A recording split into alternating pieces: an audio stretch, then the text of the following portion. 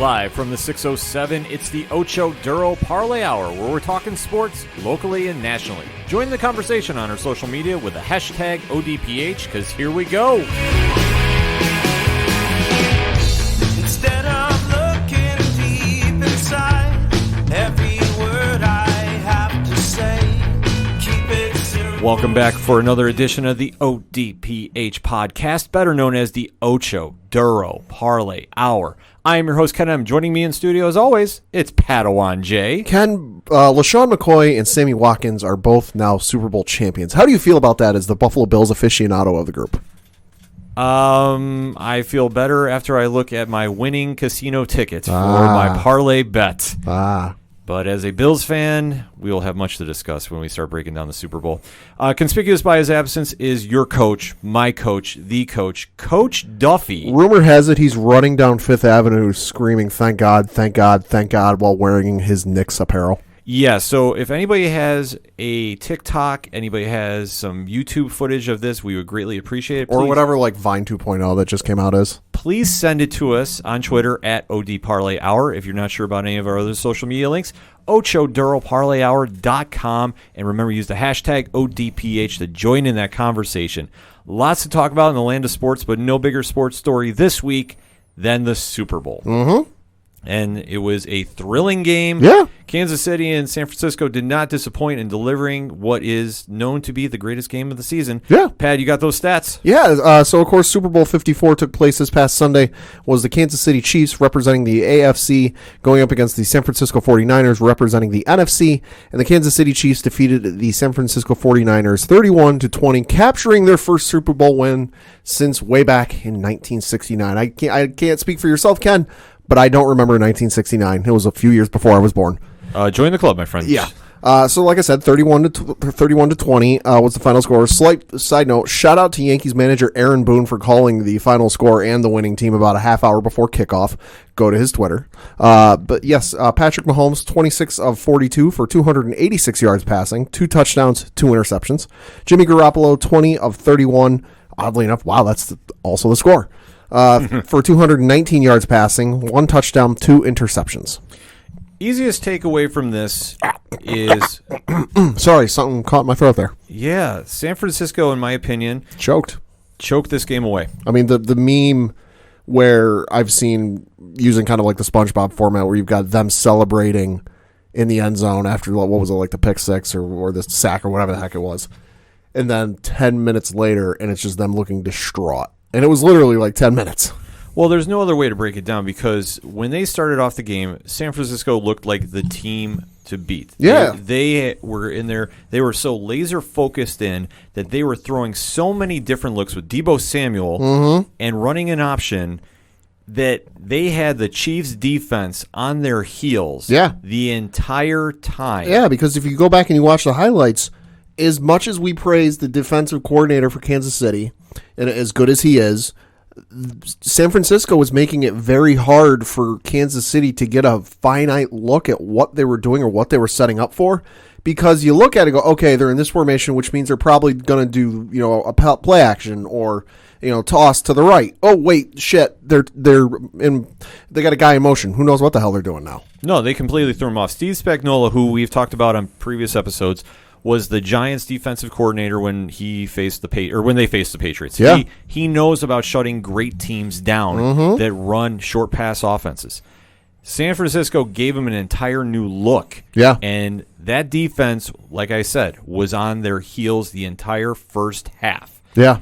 The fact that they were dictating the tempo of the game, they drove right down the field. Obviously, right in the start of the game, they implemented their will. They made Kansas City punt, and they really just focused on getting their field goal team out there, which, I mean, the fact that Kansas City stopped them on a field goal that first drive, I consider that a miracle. Oh, yeah, no, that was a miracle, especially when you look at, like, Kansas City on the offensive side of the ball. As good as Mahomes is, video game-like as he is, the shovel passes and the no-look passes and the this and the that, he did not look comfortable in any way, shape, or form. And, yes, I realize, it's his second full year in the NFL, and he's starting a Super Bowl at the age of like 24 or whatever whatever the heck it is.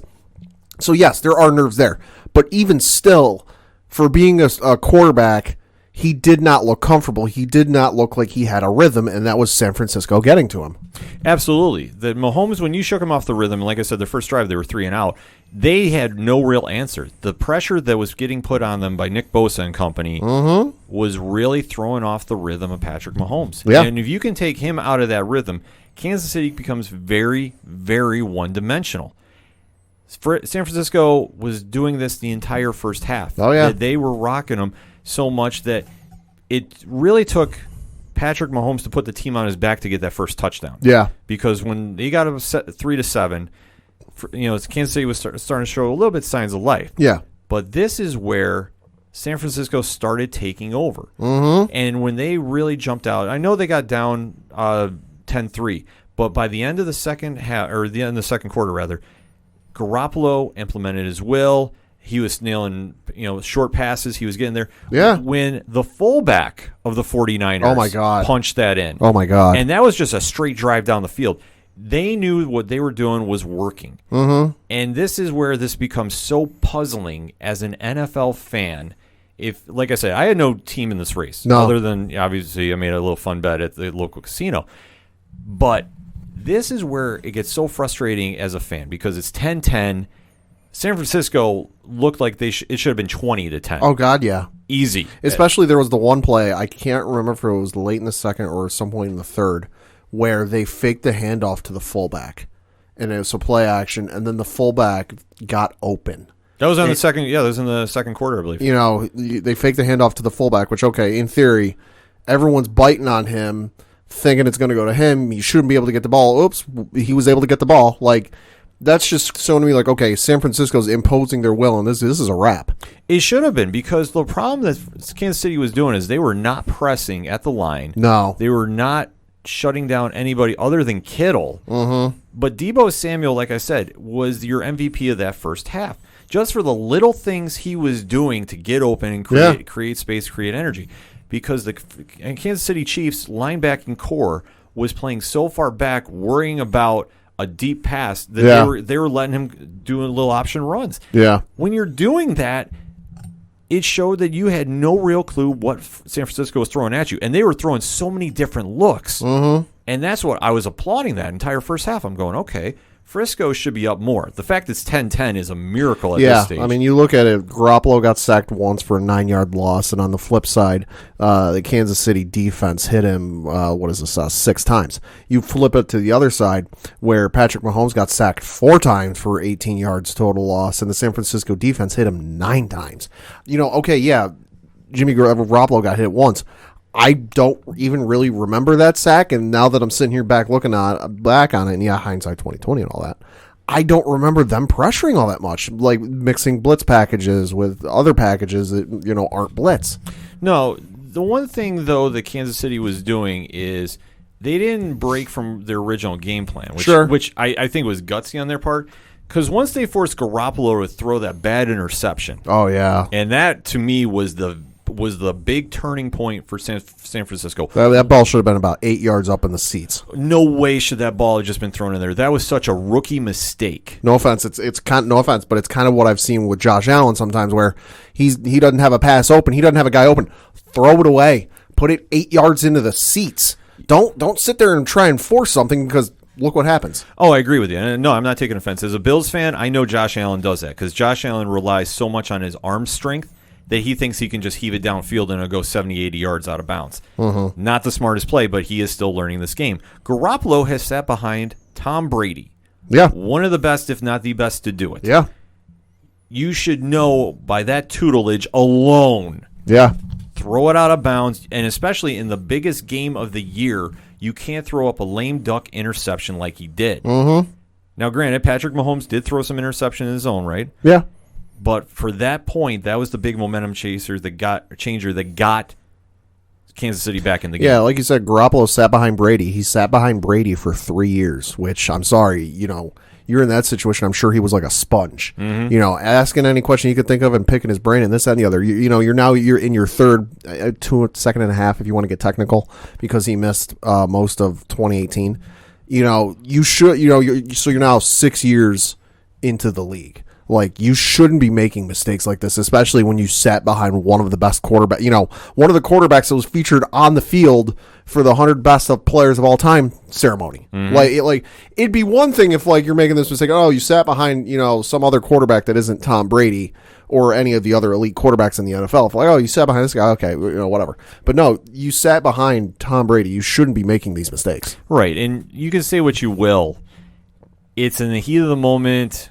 Like I say, we play armchair quarterback. Yeah. But that's a play that you have to know as a professional you can't do. You just can't. And it came back not really to haunt them necessarily early, but late. Because when Frisco was really starting to point around the points, I mean, they got 13-10. Yeah. And then the touchdown by Morster got 20-10. So at that point, I think, in my humble, unofficial ODPH opinion, that point in the third quarter, that was your momentum changer. Not so much that Kansas City was defeated, because they didn't look it, but it was more so San Francisco took their foot off the gas. Absolutely. I don't think for 1 second Kansas City ever felt they were out of the game because, like people pointed out, you know, throughout that fourth quarter and even post-game. What was it, like every post-game or postseason game they've had this year, they were down 10 or more points and they came back every time. So Kansas City never counted themselves out.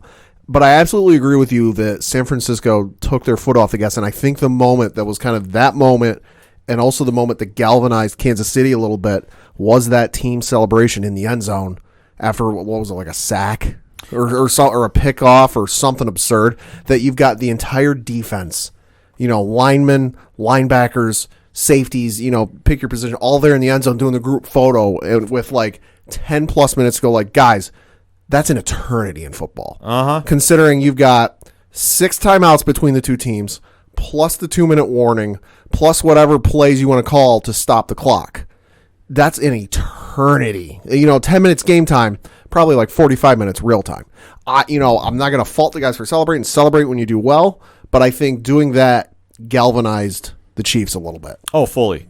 I think that was between that and the touchdown that San Francisco was acting like they won the game. And that just showed a very inexperienced team in the playoffs. Yeah. Because on the flip side, you didn't see Patrick Mahomes get rattled. Now, you didn't see Andy Reid did not show any emotion. I mean, he doesn't show any emotion normally. He doesn't. And I know we were having this debate at our watch party with Rich from 3FN, and shout out to everybody that was in attendance for that. And he was even saying that Andy Reid isn't that good of a coach because he didn't make any changes. He didn't show anything to get him fired up. And I get that. But at the same token, you do have Patrick Mahomes, and as long as he is physically able to get on the field, you have a shot. I do agree, though, when Andy Reid is in these playoffs, though, his track record has not been great. We take a look at when the Eagles, and he had Donovan McNabb and one-legged Terrell Owens. Yeah, there was the 8-minute drive. Yeah. At the same point, that was Andy Reid, I think, was starting to have deja vu. I think he might overthink a little bit. I think he does overthink a lot, and I think that it comes back to haunt him in the worst way. But this time, though, he had a better quarterback. Right, and I think the other thing at the same token was you look at, I know we've said this with other teams in the past, and none of them are immediately coming to mind, but I know we've said this before. You look at the San Francisco side of the ball. Okay, they've got Kittle. Kittle, obvious leader in that locker room.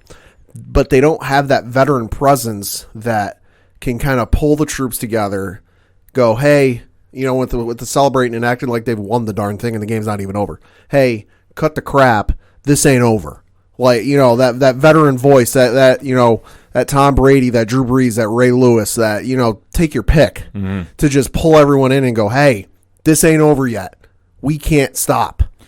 Well, you think that they would have that with Richard Sherman. Yeah, you would think. You would think, but he did not have the greatest game, too, by the way. No. When he got burnt by Watkins, and, I mean, obviously Tyreek Hill is going to burn anybody. Fastest man in the NFL, in my opinion. He's going to have a long day. But this is where his leadership should have at least calmed the defense down and say, hey, we still got this, let's go. And not saying you didn't, but I think at this point, this is where Kansas City started getting momentum back. At least Patrick Mahomes didn't blink, didn't get rattled, and this is where the Niners took the foot off the gas. They were playing more prevent defense, and deja vu, if I can say so, Kyle Shanahan was the offensive coordinator with the Atlanta Falcons when they were facing New England. Yep. And they blew the infamous what score pad? 28-3. Because they stopped running the ball in the second half. Yep. This was a very eerie deja vu. Deebo Samuel's name was mentioned once about every 30 seconds, it felt like, in that first half. And honestly, deservedly so. And at one point I know we were, wowed and astounded that there was 3 consecutive plays where the 3, big running backs for, San Francisco, Raheem, Deebo, and Tevin, all got touches in succession. How often did their names get mentioned in the second half? Almost none. No, and I don't understand this play calling either because your 49er offense lives and dies by the run and play action. When you have your running back core, and it's a running back du jour because everybody has had good games for that running game. Mm-hmm. There's not a standout running back that you go, I worry about him. Right. There isn't. So for San Francisco to give up on the run, because at this stage, if you're up 20-10, you have to go and you have to ice that game. Yeah. You have to get as much time off the clock as humanly possible. You can't sit back and let it go. You did. And I don't understand that, especially with the success you were having in that first half. Well, and you look at the stats, Raheem Mostert, 12 carries, 58 yards. Deebo Samuel, 3 carries, 53 yards. Tevin Coleman, 5 carries, 28 yards. And that's Coleman on a separated shoulder, too. Yep. Coleman on a separated shoulder. But Deebo, those 3 carries were all in the first half. Mm-hmm. Coleman, separated shoulder, most of those I would say were probably in the first half. I honestly couldn't remember. And you got Raheem, 12 carries, 58 yards. Average 4.8 yards a carry. That's nothing to exactly write home about. No, it isn't. And that's the thing that was just so puzzling about seeing this happen again for Shanahan. Because the first time it did, you had, in my opinion, a more talented offensive team. No, yeah, absolutely. And yet you're up that big and you give up running the ball and you're throwing. Yeah, no, you had a great running back in Devontae Freeman. You had 2 great receivers in Julio and Mohamed Sanu. You had the MVP, Matt Ryan, which I know everyone says all the MVP curse with the Super Bowl, but still, it's Matt Ryan. Yeah, you had all the pieces there. You were essentially sitting there playing a game of poker with a royal flush. Like, you had an unbeatable hand, and yet you blew it. Yeah, you let it slip. And I don't know if this is a mental stigma or whatever the case is that he felt he needed to switch the offense. Your offense was working. Granted, it was a close game, but it was working. If you kept the play, the offense going and kept going with the run, if he ran, you can burn a lot of time on run plays, even with timeouts. Assuming there's no timeouts, and Lord knows that wouldn't be possible with the NFL, because they would stop the clock with timeouts. You run the clock and you run the ball and let the play clock go as close to 0 as you can get. You're shaving 40 seconds off that play clock. You can easily get 2.5, maybe even 3 minutes off the clock if you're lucky. Yeah. Like that, with 10 minutes left and you got a 10-point lead and you keep running that ball, Kansas City ain't going to have a lot of time to play with. No, it definitely isn't. And that was the most questioning thing because at that stage you have to close. You can't let Kansas City get back into it. There's no excuse to let Kansas City put up 21 points unanswered in one quarter alone. Yeah. If it was a half, you might have an argument. But one quarter alone? No, and that's the thing that was so unacceptable because once Mahomes started leading the team back, got Travis Kelce on that touchdown, which once they started driving down the field and they started making plays and they burnt Sherman for that big deep one too. Yeah. This is where you can sense, okay, Kansas City's going to go swinging. And Kansas City has had that track record in the playoffs. Yeah. They've been down by, 10-plus in all of their playoff games late, and they have come back to win.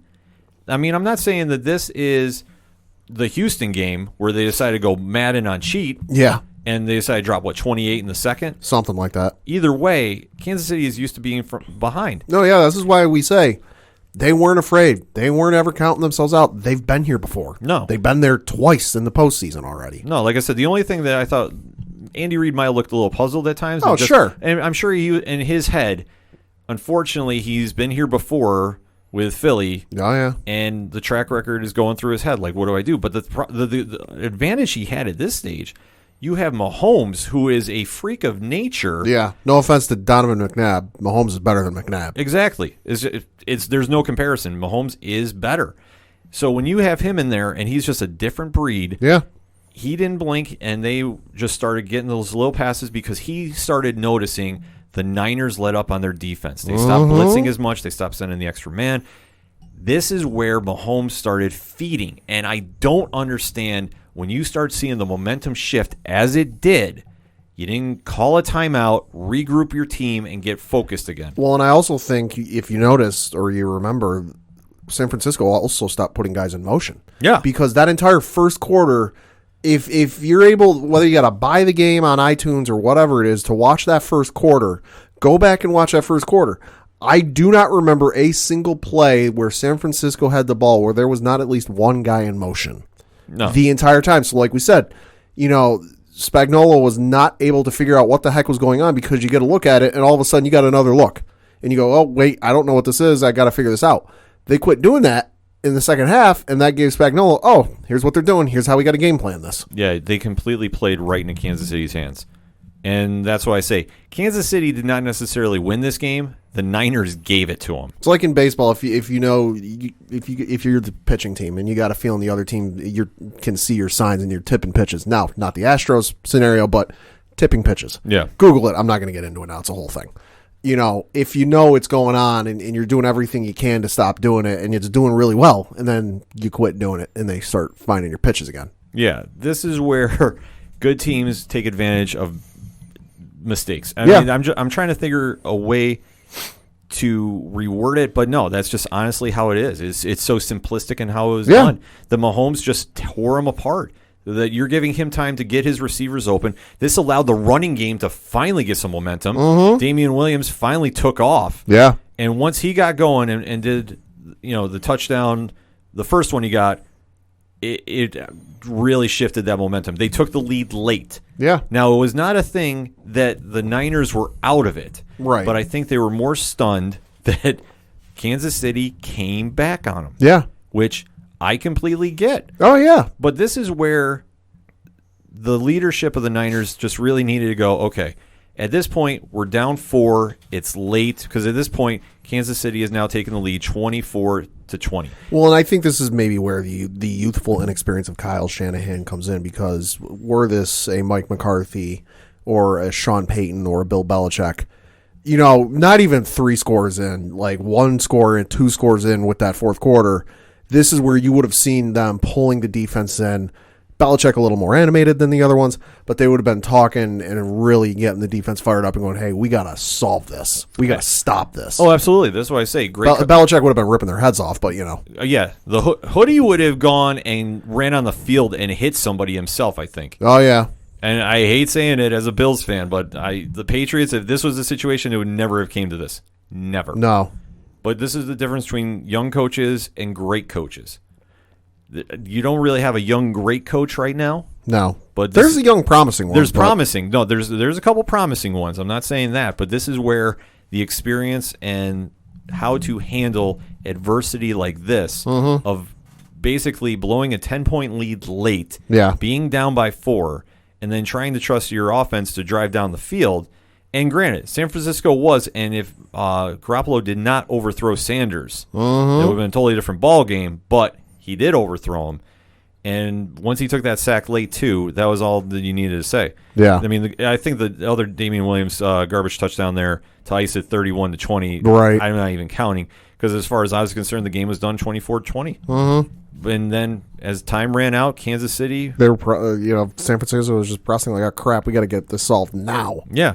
They pressed, and they showed they were a young team. Kansas City looked the part because they didn't get too phased. And I can't stress that enough, that in my opinion, the Niners gave it to them. They panicked when they got the lead. Yeah. It's like you don't know what to do. It's like you have a brand new toy, and you're trying to be so careful with it that you don't want to do anything to ruin it, and you wind up breaking it. It's essentially the same thing. Yeah. That when you sit there and look at it and go, how did Shanahan and company give up 10 points when they have been a very good defense? When you have Nick Bosa on that side and you have Sherman, who, I mean, like I said, is an adequate cornerback at this stage. Yeah. He's not elite, in my opinion, at this stage. He's no Stephon Gilmore. Right. former Buffalo Bill, thank you for reminding me, that this is where that team has enough components that they should have shut down Kansas City to lock that lead in. To give up 10 points that late, absolutely stunning. Could not believe it, but you have to tip the cap to Patrick Mahomes and company that Kansas City knows that they have something special right now. And it showed in Mahomes' composure. He didn't get rattled, especially after throwing 2 interceptions that game. He went in there, led them right down the field, did what they needed to. Granted, they were doing, if you notice too, once the momentum shifted, that's when they did that trick play spin move at the line of scrimmage. From the 1949 Rose Bowl Michigan playbook. Yeah. Good Lord. When you're doing stuff like that, you know momentum has shifted in your favor because there's no way they would have done that had they still been feeling like they were going to lose that game. No way. And then looking at it, time ran out. 31-20 was the final score. Mm-hmm. And the ghost, I guess, of not winning the big one has been exonerated from Andy Reid. Yeah. Albeit, though, he's got a lot to thank for Patrick Mahomes on that one. Yeah.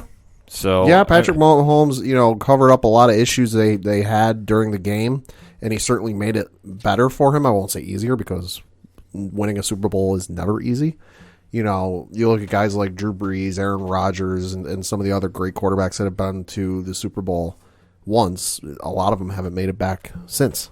No, it's very difficult to get to one Super Bowl, let alone repeated. Mm-hmm. I think that's why, as much as I hate them, you have to respect the Patriots because... Well, the Patriots is an anomaly. It's an anomaly. It's an anomaly. But still, it shows how great that team is ran. Oh, yeah. I hate saying it. I truly do. I mean, as fun as it's been to watch them play in, 9 Super Bowls, whatever it is, in my lifetime, you'll never see it again. Arguably, no. It shouldn't happen. You shouldn't have the same team with the same quarterback and the same head coach make it there 9 times. No, you definitely shouldn't, and that's why it shows how special this era is for that team and how well that organization is ran. I can't wait till the day it comes crumbling down as a fan. I'm sitting there foaming at the mouth about that because when Buffalo takes over, I'll be very happy. But to get back to Kansas City, the fact they got there, and like I said, this is the first time that they've been there in 50 years. Mm-hmm. To have that team win, and just the sheer emotion of just relief coming off that team. Oh, God, yeah. Because they've been so close. Yeah. And yet they couldn't punch it in. Yeah. And for Patrick Mahomes, especially with the season he's had, because let us not forget, damn near broke his leg early in the season on an egregious quarterback sneak that was not necessary, in my opinion. Yeah. The fact he came back, and I know we were talking about it at the watch party, maybe he knocked a couple years off his season for not coming back, or his career, rather, for coming back too early. But when you win the big one, I mean, that's the biggest Band-Aid of all. Mm-hmm. And for Kansas City, I don't know how they're doing on contracts other than Patrick Mahomes is going to be up for an extension, I believe, not next season, but the season after. He's got some sort of option at the end of this year, or this point, where it's like a 5th-year option or something like that can be exercised. I think it's like a team option or something like that. And but they're going to exercise that and they're going to work something in the offseason. Oh, absolutely. There's no chance he's leaving Kansas City. No chance. No. I don't think he wants to. I don't think they want him to leave, obviously. When you have somebody special like that can interject life into your team and winning as they did for this one, because this was not a pretty game. This was a great game to watch if you didn't have a team involved. Yeah. But for Kansas City fans, he's not going to leave. He's embraced the city. There was the great story about, him and his girlfriend were out at the pizza place. Yeah. And nobody came up and bothered him. Nobody was asking for selfies. And he just literally got up and left with her and turned around and said, "This is why I love Kansas City. Thank you so much." And he paid for everybody's dinner that was at their restaurant. Mm-hmm. When you have somebody like that embracing the city and embracing the mentality of that city and their fan base, it's hard to walk away from. And like I say, Patrick Mahomes will be the most highest paid player in the NFL when it comes time to it. Mm-hmm. Unless he wants to do a Tom Brady discount to keep some weapons around him, which I don't doubt him doing. No, I can't either. I mean, I think he looks at it and looks at some other players who they've gotten that payday and they've gotten that big old check, and then he might look at the success going, the payday's nice, but wasn't much success around him. Well, you take a look at a situation with Russell Wilson in Seattle. Yeah. And that contract, not saying he doesn't deserve it, because I fully believe he does. Yeah. But when you are living in the salary cap era, and let's make no mistake about this, the NFL salary cap is arguably the best ran salary cap because it gives true parity, in my opinion, to teams that everybody has a shot to win. So that being said, to see the success of teams, it takes a lot of sacrifice, but winning will help mend any wounds that the wallet does have. This is true.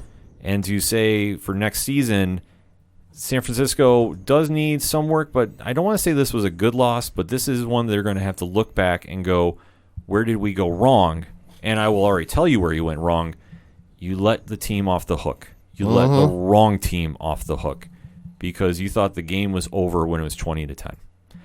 I don't know necessarily about putting blame on Garoppolo because I think he did as much as he could, but that interception rattled him. Oh, and absolutely. It haunted him the entire rest of the game.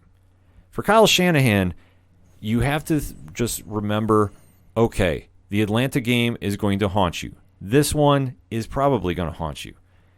For future note, if you're having success in the first half, you don't need to be the one switching and making adjustments at halftime. Make minor ones, but when your team is demonstrating and imposing their will on the opposing team, you don't need to switch it up to the point where you stop running the ball effectively. Granted, Kansas City did make the changes when you gave them opportunities to. Yeah. If you're implementing your will and you're still up by 10, why take the foot off the gas? You don't need to. Prevent defense doesn't work when you're not pressing everybody at the lines. And I will say this, too, very quickly about the refereeing. I didn't have a necessary issue with the refereeing in this game because they were missing calls for both sides badly. And here's the other thing, too. You can argue and complain about the refs until you're blue in the face and the proverbial cows come home. You still blew a 10-point lead.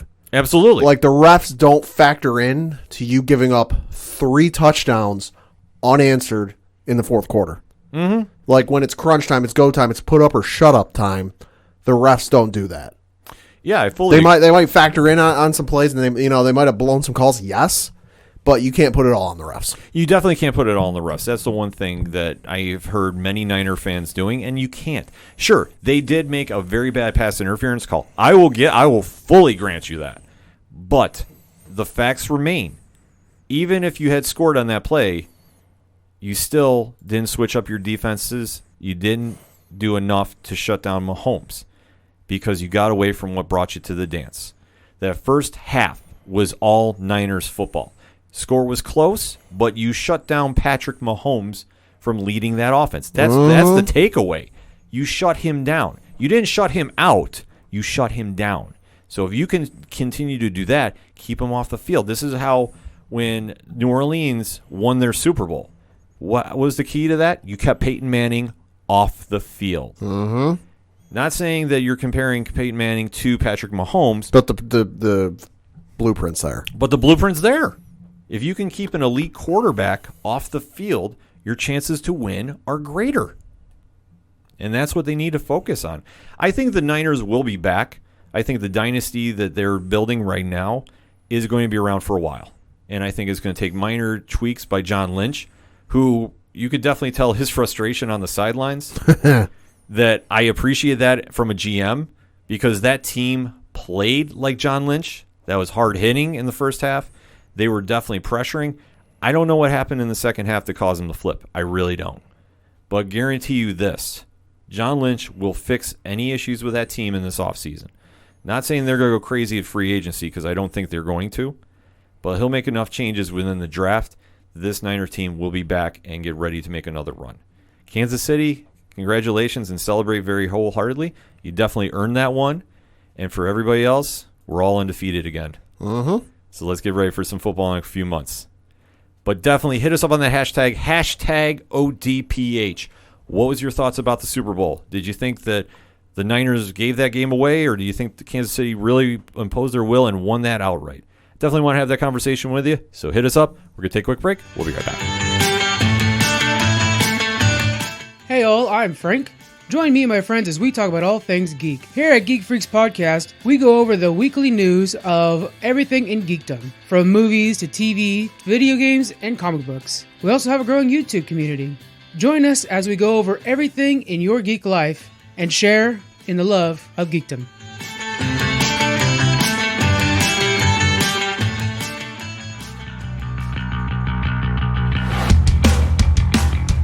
Hi, this is Tyler from Second Suitor, and you're listening to the ODPH podcast. I want you to get it. I want you to understand. I'm doing the best I can, but not as good as I want to be. I just want to get it. I just want to comprehend that I have to make amends. Coming back for segment number 2 on this edition of the ODPH podcast, and let's talk some UFC MMA action. UFC 247 is lined up for this weekend, coming from Houston, Texas at the Toyota Center.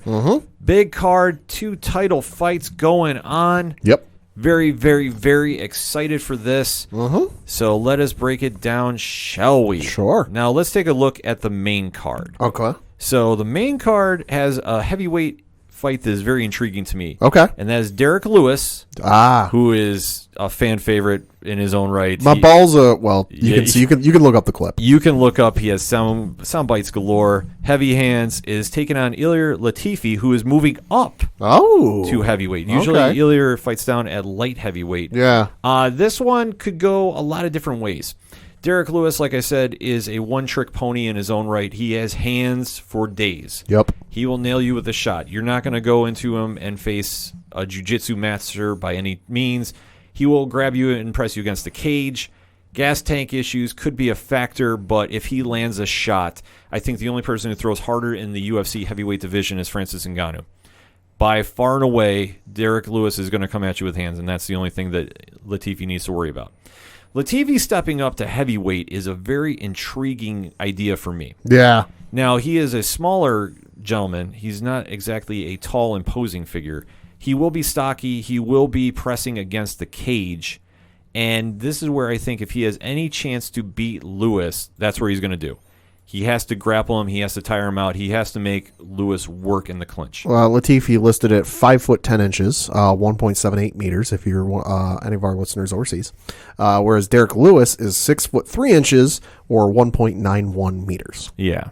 So there is some advantages on this one for both fighters. Pat, how do you see this going? I can't go against Derek Lewis. Sound bites notwithstanding. You know, he's a veteran at this. He's seasoned at this. You know, Latifi, it's his first kind of go at it. I wouldn't be surprised if it's maybe a decision. You know, I'm not counting Latifi out by any means, but I think it's going to end up being Lewis at the end of it. I have to agree. I think moving up is a good call for Latifi because he can definitely handle the weight, but he's not going to be as big as Lewis. Latifi, like I say, will use the center of gravity to press him against the cage. He's not going to give him a lot of room to work with if he's playing this smart. He needs to neutralize the striking of Lewis. If he gives Lewis time to move and get a haymaker wound up, it's going to be lights out. Yeah. Lewis, I think, knows this. And I think the one thing that he needs to demonstrate is, can he finish this early? Because the longer the fights go on with him, he does not have the greatest cardio. Yeah. I'm just being 1,000% honest. Yeah. But as we've seen in fights with Lewis, don't ever count him out from getting a right hand to get the victory. He has a lot of comeback victories from behind. And fights that he should not win, he does wind up pulling out. Yeah. This is in his hometown, if I'm not mistaken, as well. So I think he's going to definitely bring home the W. I am going to say a second-round stoppage. I don't think he's going to give him. I think he's going to clip him in the first. I think Latifi will press him against the cage, but I think the size and strength advantage is going to go into Lewis's favor. So that should be a fun one. And like I'm calling it TKO in the second round. So let us take a look at the co-main event now. Women's flyweight title is on the line. Valentina Shevchenko versus Caitlin Chookagian. Chookagian. I'm sorry. I apologize for butchering that. This one could be a sleeper on the card. Yeah. Now, this one, Shevchenko is on a roll. And I think that she has found her perfect weight class at flyweight. So she has been looking just impressive down there. Obviously, if you can stand up to Amanda Nunes, you can definitely do some damage. Chookagian has definitely no slouch on her own. 13-2 win-loss record. Yep. notable wins against Joanne Calderwood and Alexa Davis. She's been in there with taking a loss to Jessica Ai. So this one, it's hard to go against Shevchenko. I mean, you just look at the track record. In 21 professional matches, she's 18-3 with wins against women the likes of Liz Caramouche, Jessica Ai, Joanna Jędrzejczyk, Juliana Pena, Holly Holm, Sarah Kaufman. The list just goes on and on and on and on. Her only loss is coming up against Amanda Nunes twice, and then Liz Caramouche, which was a doctor stoppage, TKO, way back in 2010. Yeah, so it's hard to go against Shevchenko. She just looks and represents this weight class so well that the striking, I think, is going to be the one to seal the win for her. I think that she is going to win this one. I wouldn't doubt this going to decision, though. I really don't. But I think Shevchenko is going to have an early stoppage of this one. Yeah. I'm going to say third round stoppage. Okay. But like I said, this one could be a sleeper of a fight. I think both women match up very well in this. And it just depends on, can the new fighter step in and get a title shot, and how are they going to react? Because Shevchenko has been here before. Yeah. And I think that experience of getting that title shot, she already knows, and Shevchenko can use that to her advantage. And yeah. Like I say, I think as long as she can create some distance, she's going to do some damage. And this is her weight class till further notice. Right, and you can't necessarily count out Caitlin either, because just looking at her professional record here, she hasn't had a fight stop early since a fight for another federation way back in March of 2016, where she knocked out her opponent 45 seconds into the first round. After that, it's 1, 2, 3, 4, 5, 6, 7, 8 fights in a row, all going the distance and all going decision. Yeah. So she's going to have the cardio. She'll definitely have the cardio. So I'm not doubting this going to decision. I just think it's going to be a matter of the reigning defending champion knowing what to do, going to want to get this done early, and obviously make a statement with this. Because I know that for the lighter weight classes, they tend to fall below the shuffle of the UFC. Obviously, the men's division has all but been absolved. Yeah. I know that they're rumored to be bringing back the flyweights. Henry Cejudo is going to stay at bantamweight, which is a scary weight class for him and his size. Yeah. So obviously, with the flyweights and how they got rid of Demetrius Johnson and sent him to one championship, which I still think is one of the most egregious things they could have done. To see the flyweights take over here, the women's division is a very stacked division, and Shevchenko is just at that elite level of fighting for that I think she's going to do a lot of damage at that. Oh, yeah. So let's get to the main event, shall we? Pad, John Jones. Yep. The John Jones against Dominick Reyes, 12-0. Yep. This is going to be, Interesting. Interesting is a good word to put for it. Obviously, John Jones speaks for himself. The record, the off-cage incidents appear to be behind him, and I hope so. Yeah. In case anybody doesn't know, John is from the 607 originally. So, and if you don't know about his outside the cage incidents, we won't go into them. No, not because we don't want to talk about him. But because we've talked about him before. But his Wikipedia page is a mile long. If you go to his Wikipedia page, you go to Wikipedia, search John Jones, UFC, whatever, and you go to it. Like the little bar on the side where you scroll down is real tiny. Just looking at it though, John, 6'4" tall, 139 centimeters for our folks overseas, weighs in at 205 pounds or 93 kilograms or 14.6 stones, and has an 84.5-inch reach or 215 centimeters. Whereas his opponent is 6'4" tall or 1.93 meters, weighs 205 pounds or 93 kilograms or 14.6 stones, and has a 77-inch reach or 196 centimeters. So let us break this down. Dominick Reyes is supposed to be the next big up-and-coming thing. Heard that before. We've heard that before. And that I could go through John's mixed martial arts record and count the number of times that, he's fought the next big thing. Exactly. For Reyes, obviously, is no slouch being 12-0. To be this far undefeated in the UFC and MMA is no fluke incident. Especially when you beat Chris Weidman, Volkan Ozdemir, Ovint St. Peru, just to name a few. So he definitely has some competition.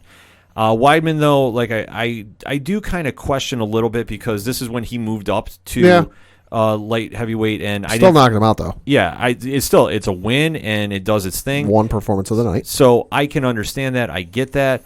I just kind of go, all right, well, is it enough to get him a title shot? I think the problem that they have now in the UFC light heavyweight division is there's no real clear-cut contenders. John's run through the entire division. Yeah, John has definitely stepped through, and if you look at, you just take a handful of his last fights, he's beaten Daniel Cormier, the current heavyweight champion of the heavyweight, current heavyweight champion. Obviously, Cormier stepped down to light heavyweight to fight him and couldn't get the job done. I mean, I'm just looking at UFC.com rankings for light heavyweight. John is the champion. I'll read off their top whatever rankings. I say a name. If he's fought him, just say fought him. Thiago Santos. Fought him. Daniel Cormier. Fought him. Anthony Smith. Fought him. Dominick Reyes. About to fight him. About to fight him. Corey Anderson. Has not fought him. Jan Blazkowicz. Has not fought him. Has not fought him. Volkan Ozdemir. Has not fought him. Nope. Alexander Gustafsson. Fought him. Twice. Yep. Glover Teixeira. Fought him. Alexander Rakic. I don't think he's fought him. No, Rakic is an up-and-comer, so he has not gotten him yet. Johnny Walker. Hasn't fought him yet. Nope. Ilir Latifi. No. Misha Serkinov. Nikita Krylov. And then Jacare. So just looking at, we'll keep it top 10. He's fought one, two, about a little more than half of those top 10 contenders. So he's literally run through the entire division. He definitely has. And he defeated, I need to correct myself, that Cormier is no longer the heavyweight champion. Oh. No, the Stipe Miocic. But that's right. But Miocic has been out of it for so long that I thought that they're going to do like a title contender readjustment. Oh, okay, I got you. So I have to correct myself on that. Miocic is the current heavyweight champion. But Cormier was the first champ to do it. Yeah. And then obviously lost that to Miocic. So that being said, John has carved his legacy very, very well in place. Yeah. This one, I don't think is going to go any different. No. I think John at 205 is pretty much unbeatable. The one loss to Matt Hamill does not exist in a lot of fans' eyes, including my own. And mine too. Look up the clip. It should not. He shouldn't have that loss on his career. He definitely shouldn't have that loss. And it's if you can't find it, you don't want to look it up. I'll give you the Cliff Notes, Spark Notes version of it. He was fighting Matt Hamill and was hitting him so much, and Matt Hamill was borderline not defending himself. And John looked up at the ref at the time and basically gave him the look of, what more do you want me to do? He's not defending himself. Correct. And that is the one thing that, getting to a technical term, he was disqualified for throwing a 12-6 elbow. But at that stage, Hamill was out on his feet. Hamill was out and didn't know what day of the week it was. Yeah, he should have been nowhere near getting that win. So we all wiped that away from the record. For this one, though, John has shown that he can be defeated. Yeah. Thiago Santos showed up and did almost the unthinkable, and John squeaked out that win. Yeah. Completely squeaked it out. That, a lot of fans thought Santos had won. So it's not to say that John is going to absolutely run through Reyes, but in my opinion, Reyes is not there yet. Right, but it's the same thing we said earlier, though. He fought Alexander Gustafsson in 2013. Gustafsson was supposed to be the next big thing. Was supposed to be the guy. Oh, that's going to be the guy to defeat John Jones. He beat him. Glover Teixeira showed up. No, you know what? This is going to be the guy. He can hit hard. He can do this. He can do that. He's going to be the guy to beat John Jones. John beat him. Daniel Cormier showed up. Nope, this is going to be the guy. This is going to be the guy. This is the next coming. John beat him. Ovin St. Peru. Oh, he's got a shot against Ovins. Ovins might be able to do it, and he didn't do it. Like, every time you hear one of these names come up, and yes, you got to give them their due. Yes, you got to give them their title shot. They are deserving of it. But I kind of hate throwing the moniker on that they're the next big thing. They're the next thing. They're the next one to take down John Jones. Do it and prove it to me. If you're able to do it, you're the next big thing. You are the next, big champion. And that's going to be the test. And I'm sorry. I haven't seen enough of Reyes to go, he's the guy to do it. I'm sorry. I haven't. And Reyes could prove me wrong. Absolutely. He can strike and he can grapple a little bit.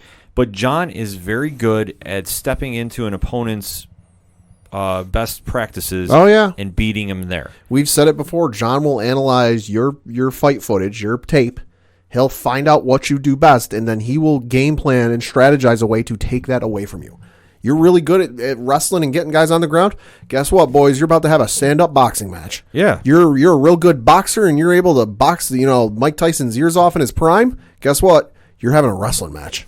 You're definitely having a wrestling match, and I think that we might see one for a little bit in this, that I think he's going to want to establish that he's in there to win, and he will take Reyes out of his own game plan. Mm-hmm. Reyes will contend with him, and I don't think he's going to get absolutely first-round knockout by any chance. Yeah. But I think that what you're going to have is John is going to show why he is, in considered some eyes, the GOAT.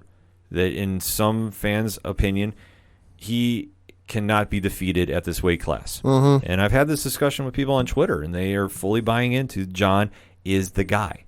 I'm not saying he isn't by any means. He could be. And obviously, the off-cage incidents have definitely stained his legacy for what could have been. Yeah. But he has come back. He looked very good in the Santos fight. He is saying the right things. It looks like he's in a better place, which... Lord, you would hope so at this point. He has no room for error. No. None. No. And he cannot afford to screw up. And one would hope, because, he's from the area. Yes, he was a couple years ahead of me in high school. I would like to see the guy do well. But you've been given, in my opinion, far more opportunities than you deserve. And I hope to goodness that that he finally realizes this is it. I screw up one more time, I'm done. You have to be. There is no gray area that you can sit there and say another, off-cage incident and I get to skate on. You can't. I know they're testing him left and right. Yeah. And he's been, I think, arguably the most tested athlete for performance-enhancing drugs in recent memory. Yeah. But he's passed. I don't think they tested Lesnar this much. I don't think so either. And he has passed everything thus far since he had nothing has come out saying he's flunked anything. Mm-hmm. And if you've seen and Lord knows, given his track record and everything that's gone on with him in positive tests, they'd be out in a heartbeat. Oh, it absolutely would be. So they're watching him very closely, as he should. But to John's credit, he has passed everything. Yeah. So that being said, I think this is going to be, I don't want to say short work for John, but I think that this is not going to go past the third round. Not to say Reyes is not going to contend, but I think that when John starts creating distance, he starts doing those knee kicks. Yeah. Where he starts popping back the joint so the opponent can't stand on his leg. Yeah. And he starts landing some elbows because I think the reach advantage is going to help John out a lot. Oh, yeah. It's helped out John for years. Yeah. I mean, I think the only one that was even to him was Gustafson, and he ran through Gustafson the second time around. Yeah, I was going to bring that up. That was actually the last time a John fight didn't go decision. His last two fights against Thiago Santos and Anthony Smith, respectively, both went the distance 5-minute, 5-round fights. His second fight against Gustafson back in 2018 ended at 2 minutes and 2 seconds into the third round when he knocked out Gustafson. Yeah. So that being said, I think John is going to get the W again. I think it'll be an interesting fight if Reyes can pull off the underdog pick. I mean, a lot of people are going against him, as John's record has warranted. Mm-hmm. And like I say, me personally, I haven't seen enough in Reyes to go, that's the guy. Yeah. I don't know if there is anybody currently in that division. I do like Rakic. I think he's got possibility. I don't think Corey Anderson is going to be the guy. Blankowitz, maybe, but I kind of doubt that one as well. Yeah. And then Johnny Walker was the guy I thought had all the potential. He took a bad loss his last fight, so it's hard to say where John goes from here. There is two contenders that are jumping in. One, Israel Adesanya, the current middleweight champion, has gone on this really weird social media quest to fight John. Yeah. Trash talk has been there. I know there's been talk that Adesanya was even thinking about following him up to heavyweight, which... Lord have mercy. I just, no. If anything, Adesanya needs to worry about Yoel Romero first, because I believe that is his next contender. Then after that, if you want to go fight John and jump up to 205, sure. Well, and I think that might be the next route for John, factoring, okay, he wins his fight this weekend. That might be the next route because, like some of the names we mentioned, they might be contenders for John at some point, but I don't look at any of them and go, you know what? That's the next guy that needs to take him on after this weekend. Like, that might be the next step, is one of these supposed, fights that they've been talking about and they've been Twitter beefing with, the last couple months. Yeah. So Adesanya would make some sense if they don't want to bump up a Corey Anderson to fight him, which I know Corey has been very vocal that he wants to fight Sure. John, but so does everybody. If you got the chance to... If you're fighting in a division and not at least at some level saying you want to take on the champ, then you're not doing something right. Right.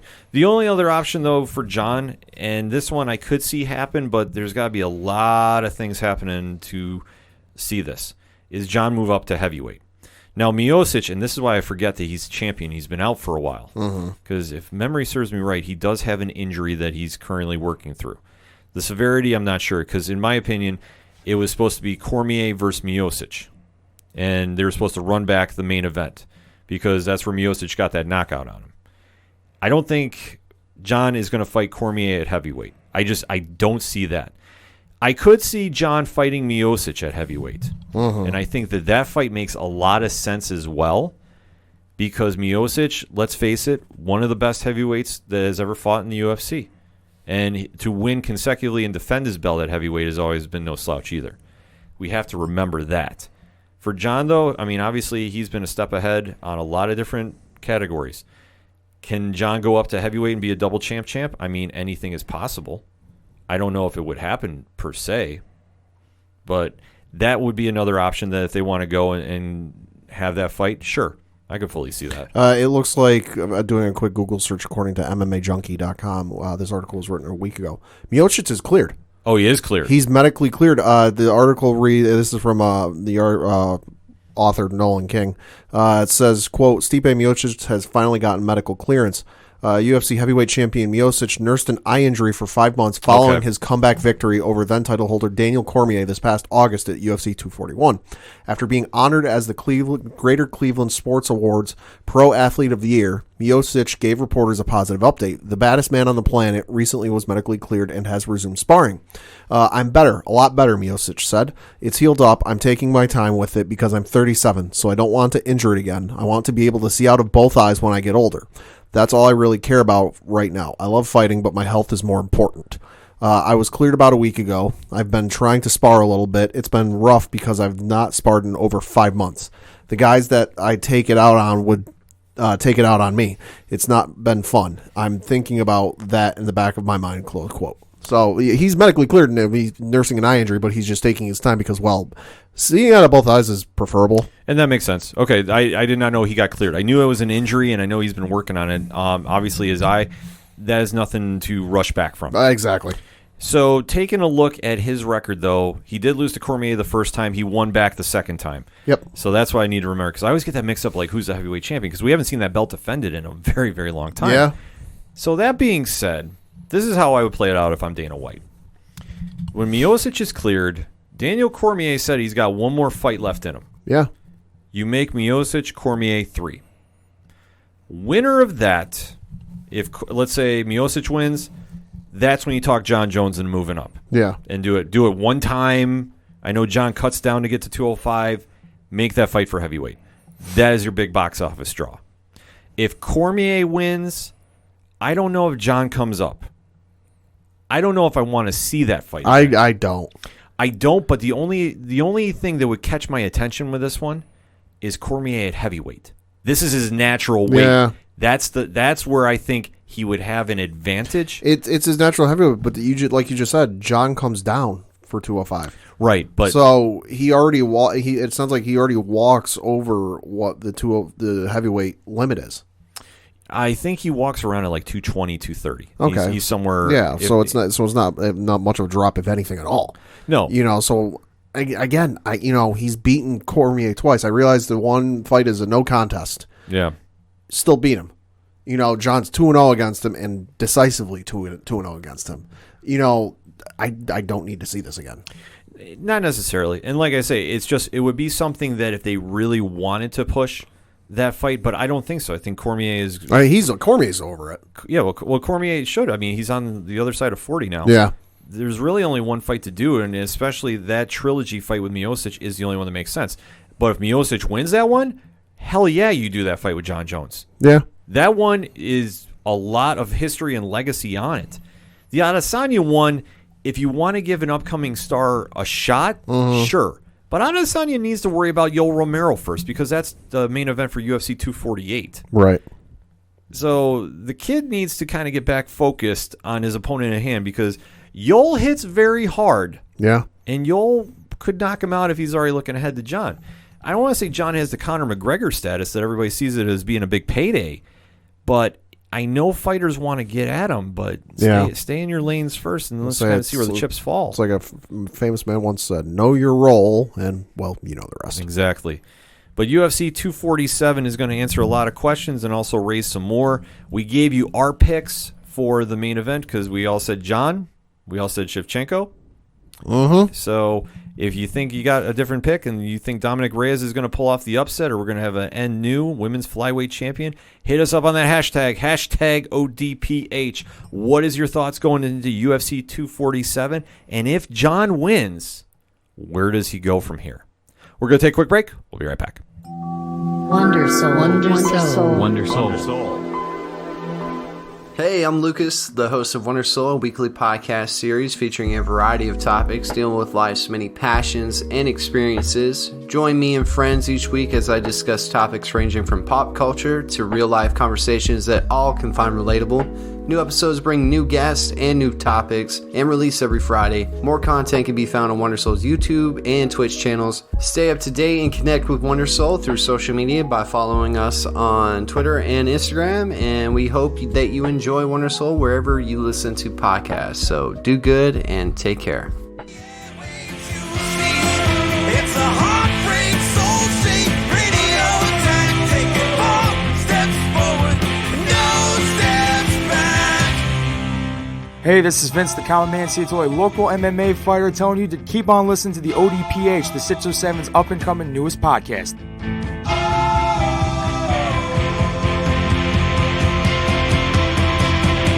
We knew right where we'd be, floating on the airwaves, you see.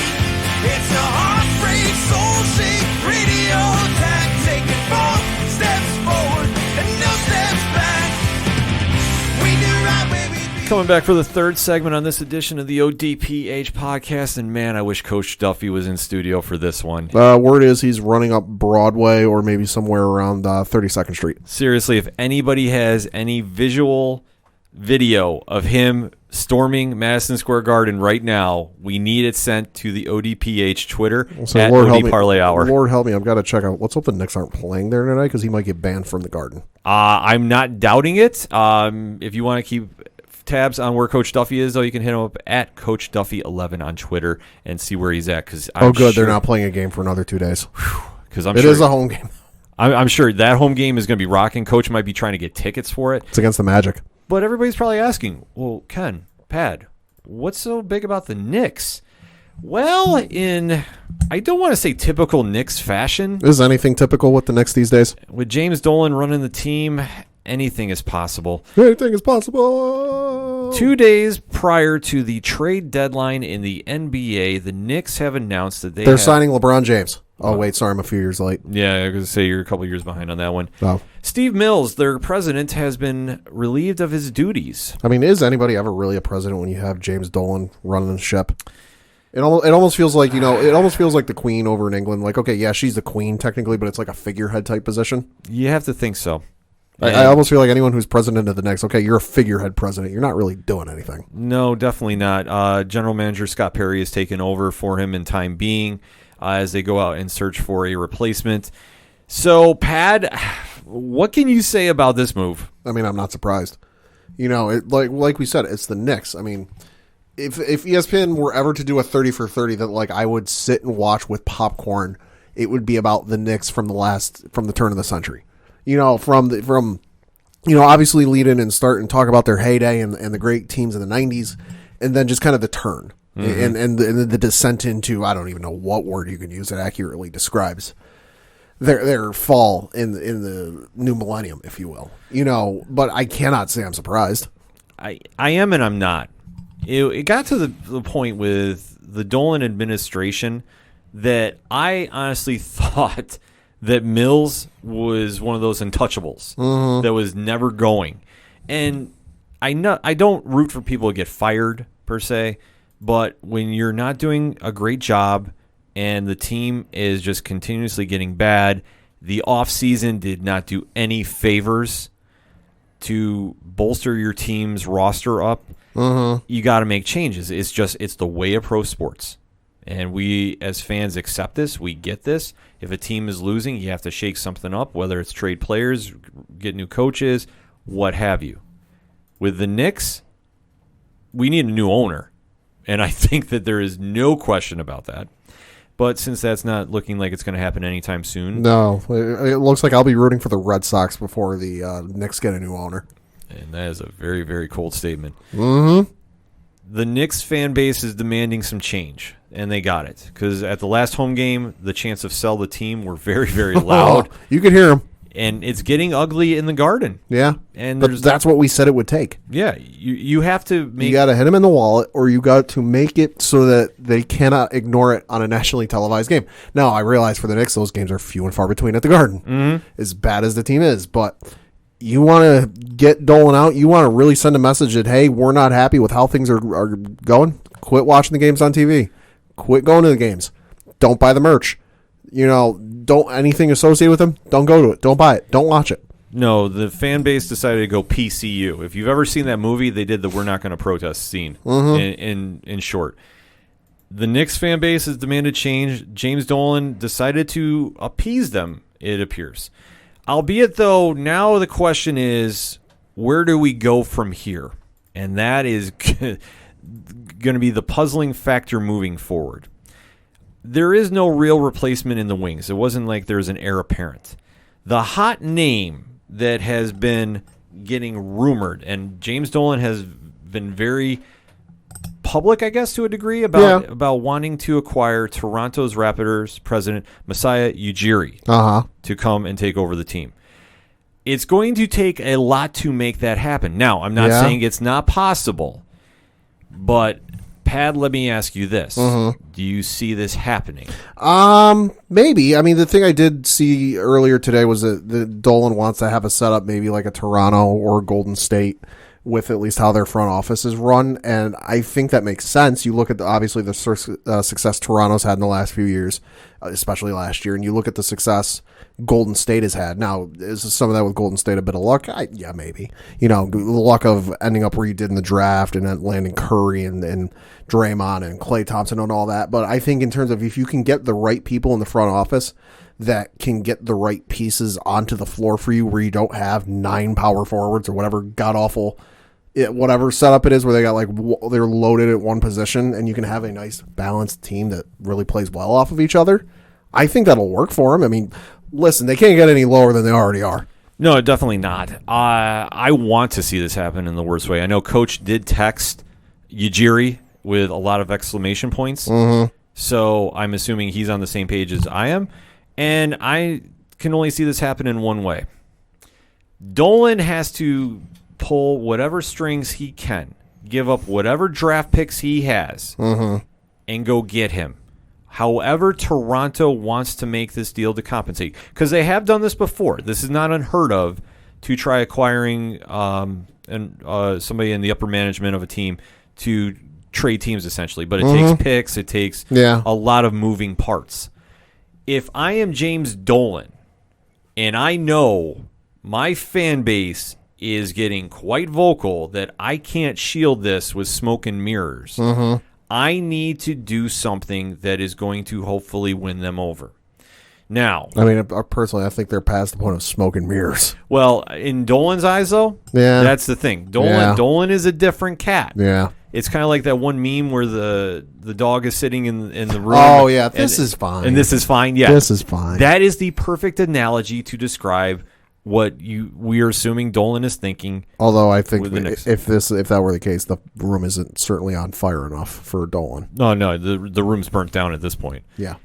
So for Dolan, you got to make a splash. Now, I know that you were talking about if he wants to try copying Golden State's blueprint, and at least with the front office. With the front office, but they really took a risk and got people in there that were not necessarily qualified for the position. Not saying it didn't work out. Oh yeah, it definitely hindsight did. 2020 it did. Right, but to get people in and get player agents involved, it's a crazy idea, but it's not unheard of to do. Right. And if you can pull off the track record Golden State did, which, I mean, there are so many people involved of building that dynasty. Oh, yeah. Oh, God, yeah. So it's hard to say lightning can strike twice or 3 times, because I know the Lakers kind of did it with Pelinka. Yeah. But you have to think. You got to try something. You have to do something, too. Because, good Lord, it's like with the Yankees. They kept, signing these old veteran players who were all-stars and this and that, but they were kind of on the back end of their career. And look what it got them. It didn't get them anything. And now they've gone young, and they're getting a little bit better. The Knicks are kind of doing the same thing. They're spinning their tires, and, the mystique and the aura of playing for the Garden and in the Knicks is kind of gone a little bit. Well, is it still there? Yeah. Is it still the Garden? Is it still the Mecca? Is it still the Knicks? Yeah, it still does command a little bit of a respect. But I think for a lot of players, it's kind of like I don't really want to go there. Like, the team's not that good. I see. Here's where I stand, and I know I've said this on past episodes, and I'm going to stick to my guns about this. In my opinion, what Dolan needs to do is sell the team. Well, okay, perfect world, sure, we do this. Unperfect world, because that's where we live in. He has to go, okay, Messiah, what will it take for me to get you out of Toronto, personally? Yeah. Do I need to be hands off with the team? You got it. I think even regardless of the scenario, that needs to happen. Yeah.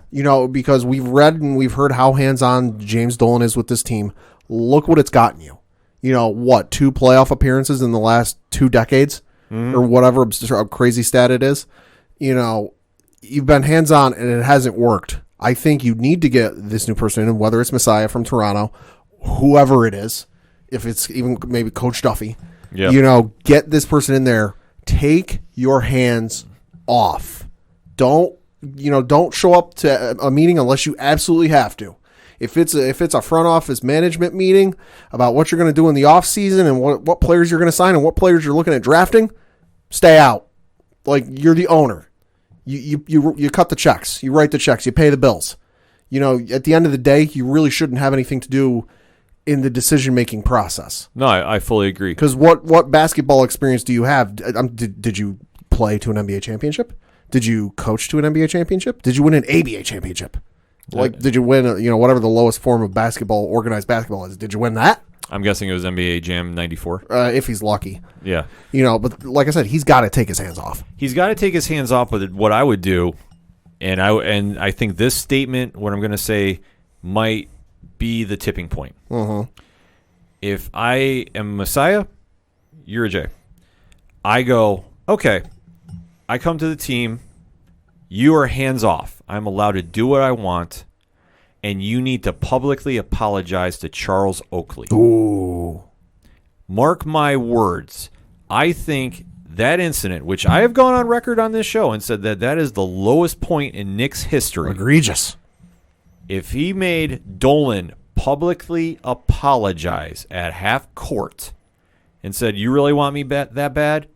Swallow your pride and be a big man. Oh, yeah. And apologize. And whoever it ends up being, I feel, has to go in with a set of stipulations, for what they want to do the job. Because unless you don't, and you go in there and go, oh, yeah, I'll take the job, and it's just, status quo, you're working on borrowed time. That, okay, you're in control, but at the end of the day, Dolan's still running things, and Dolan's still doing this, doing that. You're on borrowed time. You're essentially taking a paid vacation to really not do anything. Exactly. You whoever it ends up being, you got to go in with a set of stipulations going, all right, I want A, B, C, X, Y, and Z in order for me to come. And these are non-negotiable. Yeah, and I think you have to throw the Oakley thing in there, because I think how players looked at that, as well as Knicks fans, and in general, too. If your owner is treating a legend of your franchise like that, kicking him out of the Garden because, he criticized the team? Yeah.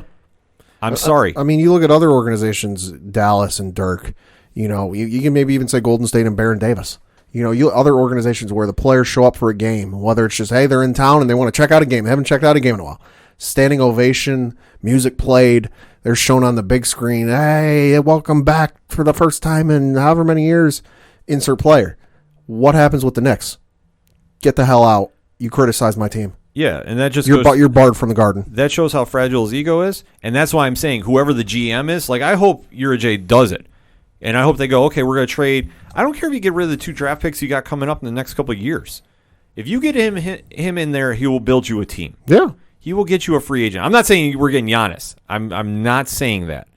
But he will build a team up. We will get a contender in a couple years if you let him do his thing. But the linchpin is going to be, in my eyes, you give him complete control of the team, let him do what he needs to do. Mm-hmm. But I would also make the cherry on the sundae. You publicly apologize to Oakley. Because if players see that the front office has a player's back like that, they're going to say, you know what? It's a new regime. I'm willing to go. Yeah. I'm not saying you're going to have a landslide of people in there. Oh, God, no. But if that happens, your PR is fixed. It sends a good message. Well, yeah, because with the Oakley thing, if you're a current player or potentially a future player for the Knicks, what would make you want to go there if that's the treatment you're going to be facing when you put your blood, sweat, and tears on the court for that team, for that name on your front, for the name of the team on your front, where you sacrifice your life, your livelihood, and time with your family to play for this team, only for you to turn around and go, the team to turn around and go, yeah, you're barred from the arena. Exactly. Like I said, it was such a despicable act that Dolan did, and he needs to publicly apologize. Like I say, on center court, you apologize right to him and give him like his own courtside seat the rest of his days. I don't care how you want to do it, as long as he accepts it and it's what needs to be done. Mm-hmm. So that being said, all right, you can let Iheartradio come in there or whoever's going to come in, and honestly, you blow up the team. You keep everybody but Mitchell Robinson. You get rid of everybody except Mitchell Robinson and R.J. Barrett. Everybody else move. Do something with it and make a contender out of it. Because now it's been 7 years of the Knicks missing the playoffs. Mm-hmm. You can't do that in New York City. Arguably 8 this year. Well, it'll be 8 this year, but it's currently 7. You can't do that this year. You can't do that in New York. I'm sorry. You can do it this year because this year is just a wash. And completely. I know Mike Miller has kind of had a rough shake as coach, but is what is. The talent's not there. I know nobody was expecting much out of this team this year, though. No, like I said, they had potential. Yeah. But at the same point, we see with a new head coach in there, we see a lot of different situations. As the ball bounces, you can write it off as a soap opera if you want to. But at least they don't have the worst record in the NBA. Small victories. Yeah, well, I'll take my small victories. And plus, what is our record against Brooklyn? I'll take that. Yeah, that's right. I said it. We can at least beat Brooklyn, and that is all that matters, that I don't have to deal with Kyrie and Kevin Durant. And I know Durant's out, but Kyrie, we can beat him. That's all I take my solace for this year. But give me a contender moving forward. That's what I'm asking. Can the Knicks do it? I don't know. But I'm saying the blueprint is, if I'm Iheartradio up in Toronto. Knicks are 2-2 against Brooklyn this year. Still. Take it as a victory. Figured I'd look it up. Thank you. But I'll take it as my victory. That being said, going to the original take. To get a GM in there, you need to call shots. You need to turn the culture around. You need to be somebody that can really impact this team and the city, to make the city get behind it again. The Knicks fan base is loyal. Mm-hmm. And like I say, it's the most dysfunctional relationship possible. So they put up with a lot of crap over the years. Uh-huh. I'm still rocking my orange and blue. I take no shame in that. But I know what I'm expecting. And this, I'm not saying we're getting Giannis. I'm not saying the hype is going to build up again. What I'm saying is, if Dolan wants to repair his fragile ego, this is what he needs to do. You call Toronto, you say, what is it going to take to get Iheartradio out of there? Done. You don't even wait. You just say, done. Sign off draft picks, sign off what you need to do, make it happen. And then when he comes down, you just let him do his thing, and I hope that he says you need to apologize to Oakley, because I guarantee you that will send a message to players. So that being said, hit us up on that hashtag ODPH. What is your thoughts about the Knicks move?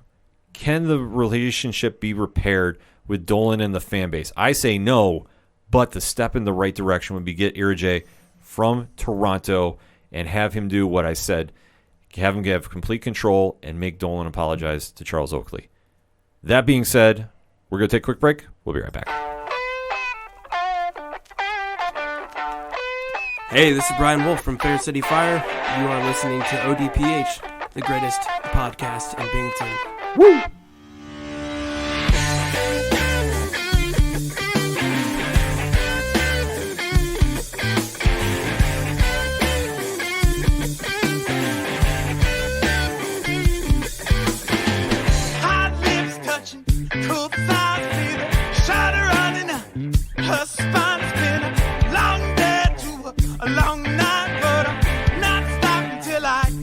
Coming back for the final segment on this edition of the ODPH podcast. Pat, kick us off with that local minute. The local minute, of course, we're talking some Binghamton Devils hockey news.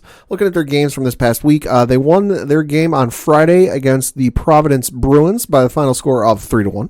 And then they dropped their game on Saturday, February 1st, against the Rochester Americans, losing by the final score of 3-2. Looking at their games for this coming week, they are traveling to Wilkes-Barre to play the Penguins on Wednesday. Friday, they are traveling out to Cleveland to play the Monsters on Friday, February 7th. And then Sunday, February 9th, rare Sunday game for them. They are still in Cleveland playing the Monsters. They return home, however, on Wednesday, February 12th, game time 7:05, to play against the Syracuse Crunch. More games and information at binghamtondevils.com. Now, Coach Duffy is not here, as we've stated on the show, so I'm going to take over the Binghamton Bulldogs section here. Bulldogs did lose a tough one to Wyoming Valley this past weekend, 120-114. So highly contested bout, but Wyoming Valley is the number 1 overall ranked team in the ABA. Oh. Bulldogs have dropped to number 8 with a loss. So you can't really be mad about that one, too. So the Binghamton Bulldogs currently 11-3 in the ABA. Wyoming Valley 14-0. So they're the last lone undefeated team in all of the ABA. So, Pad, the Bulldogs are traveling this weekend. Okay. Guesses where? Syracuse. Yes. They're heading up to the Onondaga Community College gym there for the rivalry game against the 5th-ranked Syracuse Stallions, 13-2. Now, if you are a new listener to the show, why is this important? This is the rivalry game of games for the Bulldogs. The Bulldogs defeated the Stallions down here at St. Pat's Gym, and they are looking for revenge. This is highly emotional, a lot of trash talk on the social media between the teams. They had to actually move the game to accommodate more seating. Wow. And one thing I want to give a shout-out to the Syracuse Stallions as well.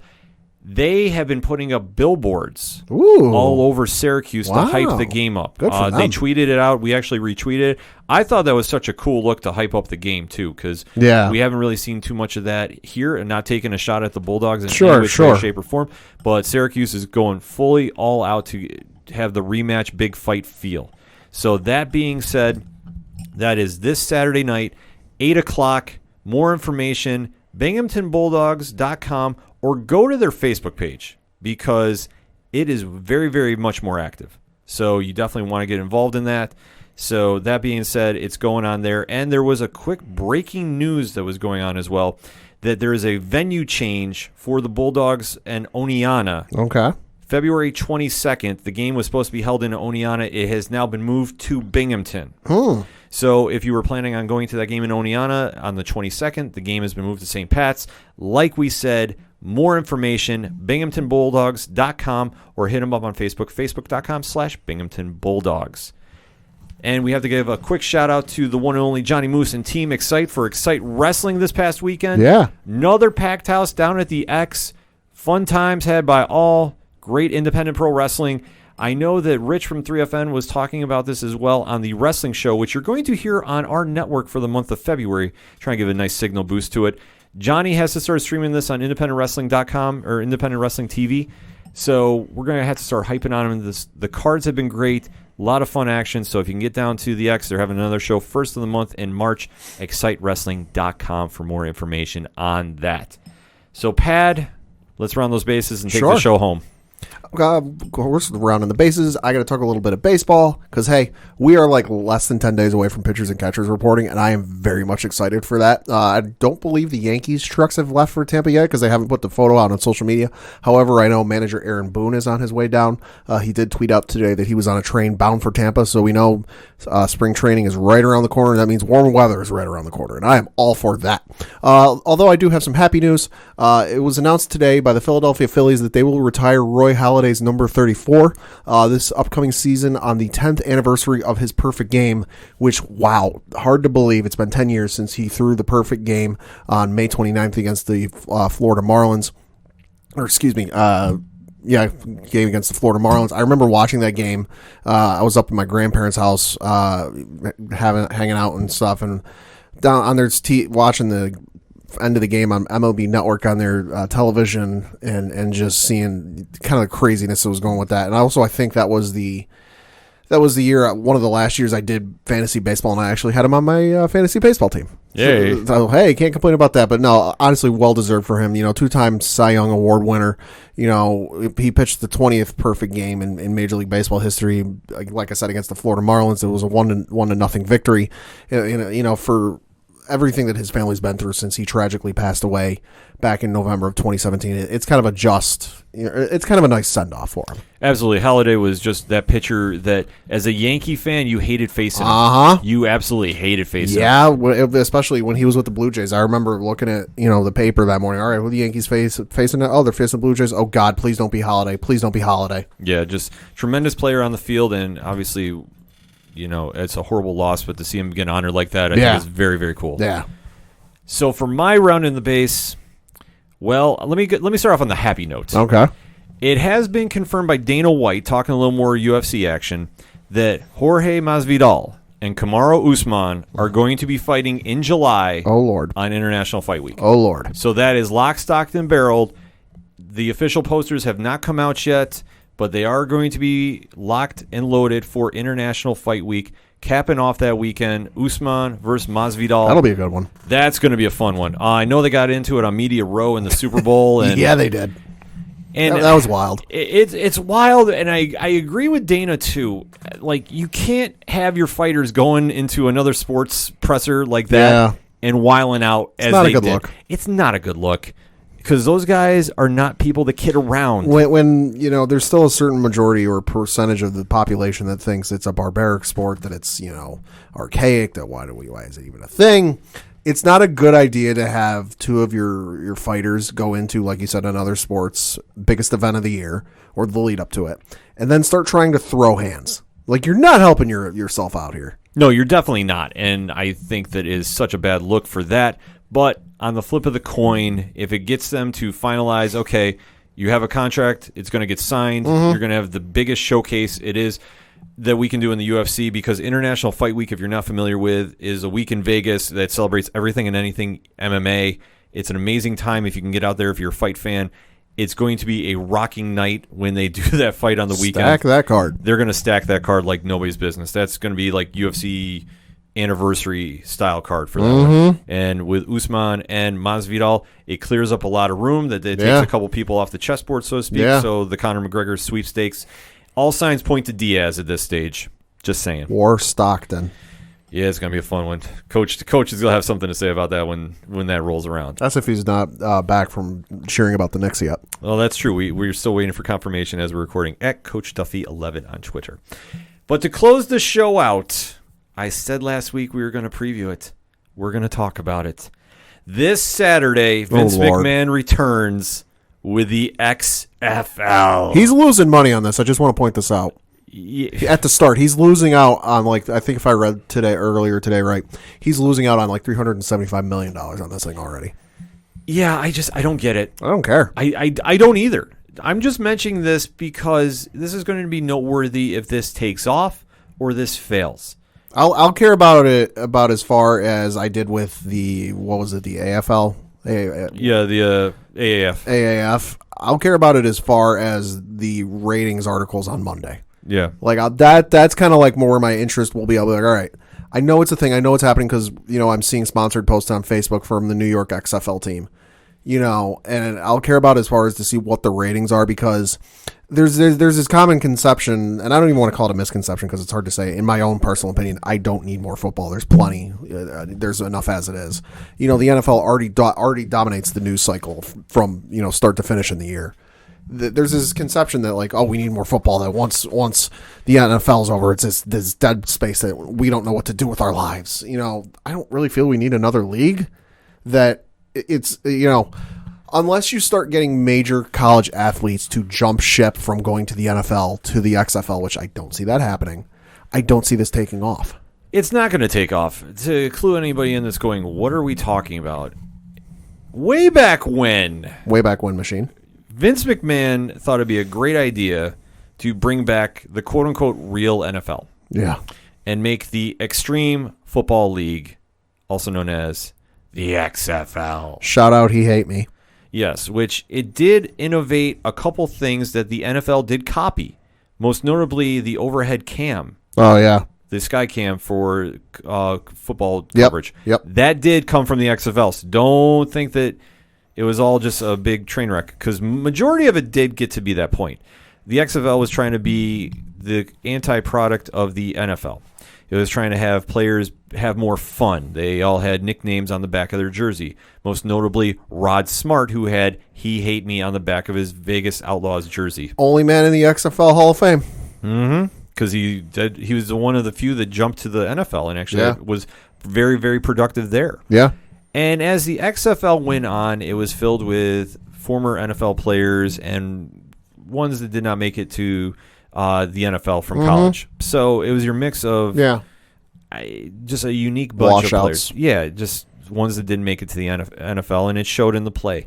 And as the season progressed, it just really unraveled to the point where ratings were plummeting, that from the big, extravaganza, if I can use that word, of their debut to how it ended with a fizzle and the incentive-laced $1 million for the winning team. Yeah.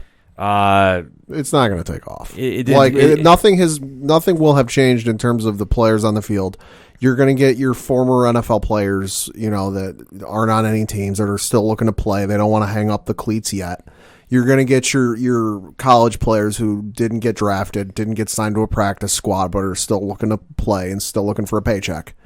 Like I said, unless you get a major college football player like a Kyler Murray, like a Carson Wentz, just to use some examples of that type of player that says, you know what, I'm foregoing my senior year at college, and instead of going to the NFL, I'm going to the XFL. Unless you have something like that happen, ratings aren't going to be great. No, ratings are not going to be great. They weren't great the first time. That's why the XFL was done their first season in business.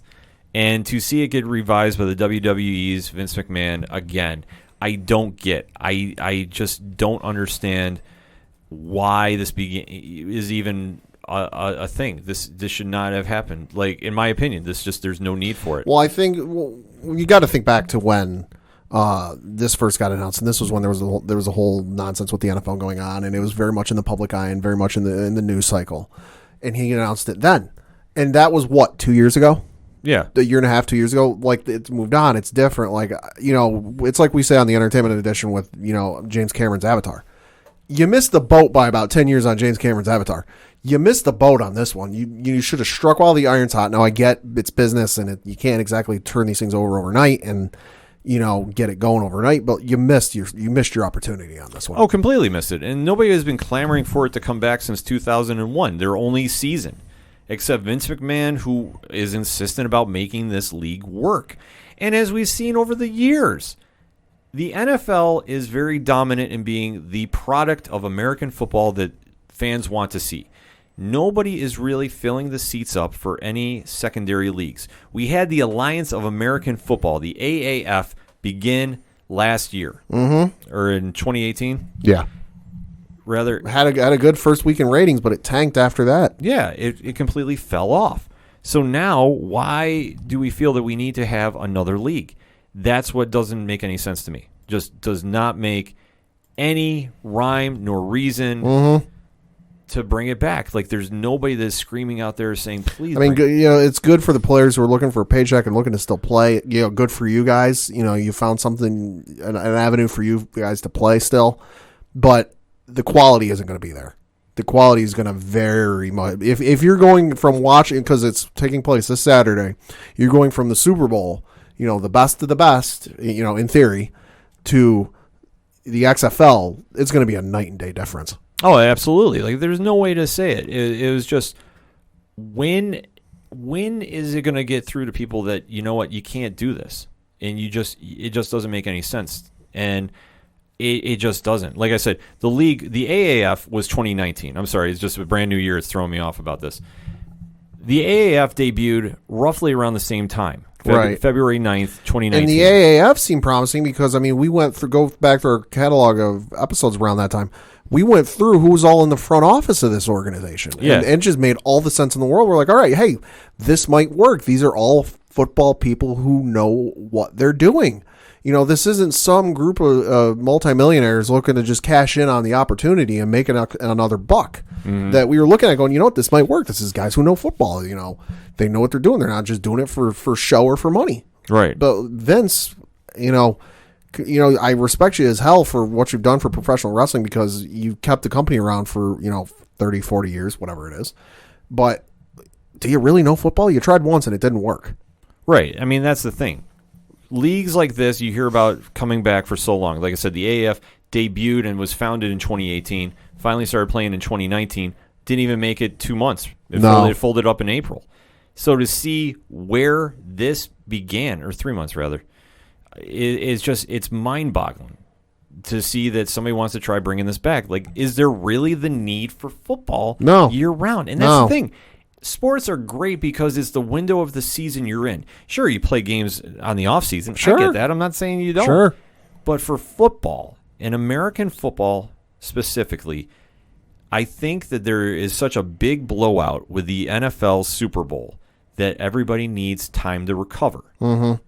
To have a league take up right after the season's done. 6 days. 6 days after the NFL has their big send-off. 6 days after the NFL has their big send-off, and where a lot of people would like to see the day after the Super Bowl become some sort of national holiday. Mm-hmm. Do you really need another football season to start up? Yeah, it doesn't make any sense. And just like I say, to see how your predecessor went, when that had the backing and blessing of the NFL. Mm-hmm. Like, let's not make a mistake. It literally had the blessing of the NFL to be a feeder league. To see that didn't make it 2 months, like I said, it was right around April 1st when it bailed out, so that's what I'm saying, 2-3 months. To see the AAF fold up, and that one had promise, it really makes you hesitant to see how the XFL is going to do, because you're not seeing a lot of flash with this. No. The only thing that's noteworthy is the cable deal that's involved for the XFL. Yeah, ESPN and Fox. Yeah. That the first night's games are Saturday, February 8th. Seattle is at D.C., 2 o'clock on ABC. Mm-hmm. Saturday night, though, 5 o'clock Eastern Standard Time. All this is going to be Eastern Standard Time. L.A.'s at Houston. That's on Fox. Sunday, February 9th, Tampa Bay's at New York, 2 o'clock. St. Louis is at Dallas, 5 o'clock. Games are on Fox and ESPN, respectively. So from there, they're going to be on major network TV. So, Pat, I just looking at this as it stands right now, how long do you think this is going to last? Not long. I mean, because the thing of it is like we've been saying, okay, yeah, you got these big mega contract TV deals and all this. You still got reports from Dave Meltzer saying he's going to, lose $375 million over the course of 3 years. So unless you start making buku bucks and the ad buys are through the roof and the attendance is through the roof, you're potentially looking at losing a lot of money here. Well, you're going to lose money with any business you start out the first year. It's just a matter of, do you think that the public wants this back? And honestly, I can't hear anybody screaming that they want the XFL back. No. Especially... There's probably somebody someplace. Yeah, but it's a vocal minority. But we're 20 years out almost. Yeah. That why are you bringing this back, let alone they're doing rule changes, so it's going to be different than the regular NFL product that we have seen on Sundays for many, many weeks. I'm honestly, I'm not excited about this. I'm going to give it a shot because if I have the time and I'm going to be around on Sunday, I want to check out the games. But I'm not sitting there going, this is what I've been clamoring for. This is what I need. Especially when I thought, on paper, the AAF was a better product. And like I say, when they started in 2018 building hype around this, lo and behold, they had everything that you'd want to hear. Former players involved. The real essence of the game. The NFL's blessing. The XFL doesn't have that. No. The XFL decided to go off and have its weird press conference that they announced they're coming back. It was weird in my opinion. Yeah. It was just Vince sitting there talking to a conference call. Yeah. And really ducking a lot of questions of what we're doing. I can only tell you one player that's in the XFL, and that's Cardell Jones from Ohio State. Oh, yeah. Because I've seen him on vignettes. That's it. I couldn't tell you anybody else who's playing in this league. Yeah, well, they're not doing what they need to really promote this thing. I know the Super Bowl was, of course, on Fox here in the States, and the games, some of the games are going to be broadcast on Fox. And I realized that Fox might not have wanted to promote it as much because NFL and XFL, 2 different companies. But still, there was only one ad run the entire night that we were watching. You know, I can't speak for pregame stuff because I didn't watch any of the pregame stuff. But during the actual broadcast where the viewership is at its highest, where you get the most viewership and the most exposure, because for those who don't know, here in the States, the Super Bowl is the most watched television event in the States all year. Like nothing else even comes close. You know, to only run one ad, and it was a blink and you miss it 30-second ad with Kurt Menefee and whoever else is going to be doing the broadcasts with him. You really dropped the ball on that one. Yeah, they should have done more of a media blitz for that, because now this is going to fall by the wayside. This is going to be on if you're just around a TV on the weekend. Yeah. You're flipping channels and you're looking for something and you stumble across it. Yeah, like I can't get amped up for it. Like I said, I'm going to give it a shot. But I'm not. Well, like I said, I'm not camping out. Like I'm not calling in work for this. But if it's on, I'm going to catch it. Because I just want to see what is the excitement, what is the enticement of this. Because I don't get it. As somebody that sat through the regular XFL season way back in 2001, I sat through one game, and then I gave it a half shot on the second one. And then it just started feeling like WWE with football, which I love my WWE. We talk about wrestling all the time on here. We talk about it on a separate show. That's how much we talk about wrestling. I talk about it on Twitter all the time. I don't need to see it crossed over with football. That has no appeal to me. It doesn't have the glitz and glamour of boxing. It's supposed to be the alternative product, but who's the alternative that's clamoring for it? That's the question. So that being said, any final thoughts on the XFL? Good luck, because Jesus Christ, you're going to need it. Fully agree with that statement, but hit us up on the hashtag ODPH. What is your thoughts about the XFL, especially after Sunday? I want to get the full weekend reaction from fans. Is this something you needed to see, or is it, why is this back? Because until further notice, that is my stance. Change my mind.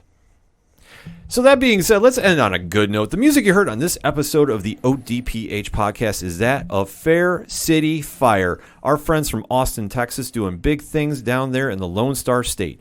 You want to find out about them? Shout at the Robots, Second Suitor, Floodlands, all the great bands you hear on the ODPH.